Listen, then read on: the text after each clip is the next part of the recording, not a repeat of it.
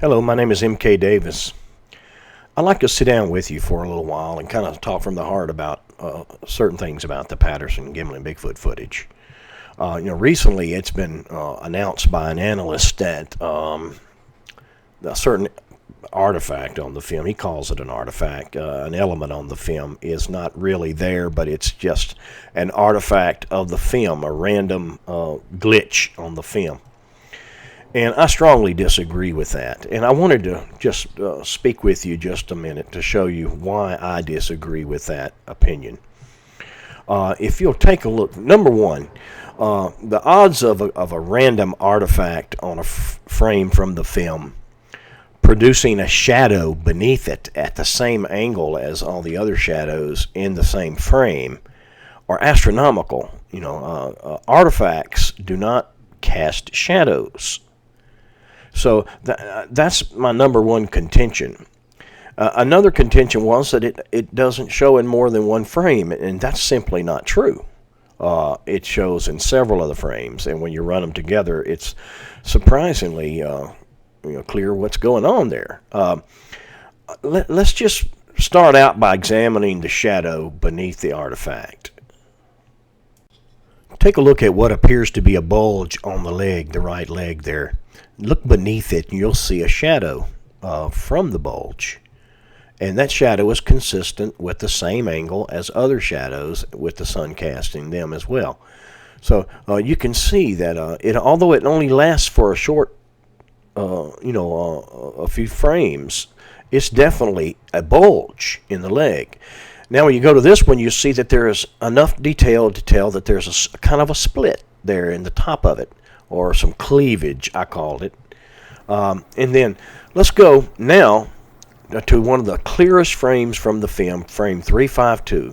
And this came directly to me from Patricia Patterson, and she said it was from the original film, and demonstrably so. It is of superb quality. And we'll zoom in on that same area, and keep in mind that this is one frame away from that bulge, downstream on the film from that bulge. And we'll go to that exact same area and just take a look at it. I just filmed this on my computer screen so that you could follow me as I did this. Just throw a little lasso, a digital lasso around that area, and just jack the contrast up. No filtration.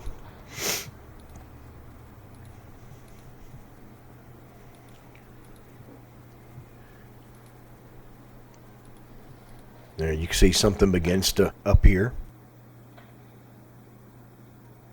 It can be more easily seen when you jack the contrast up. So there we go.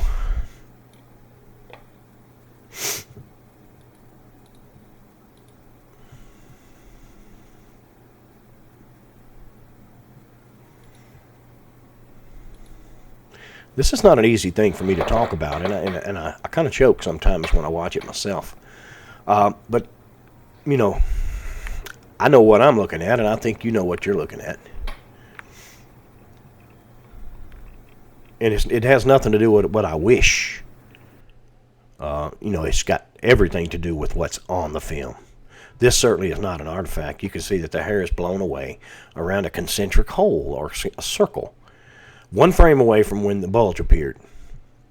See, and here's three frames put together. And that's three major frames that the artifacts from that bulge appear. This is frame 353 is right here. 353, which came out of an Argosy magazine, interestingly enough, back before the original film disappeared. So excellent quality. And when you run them together, you can kind of see what's going on there.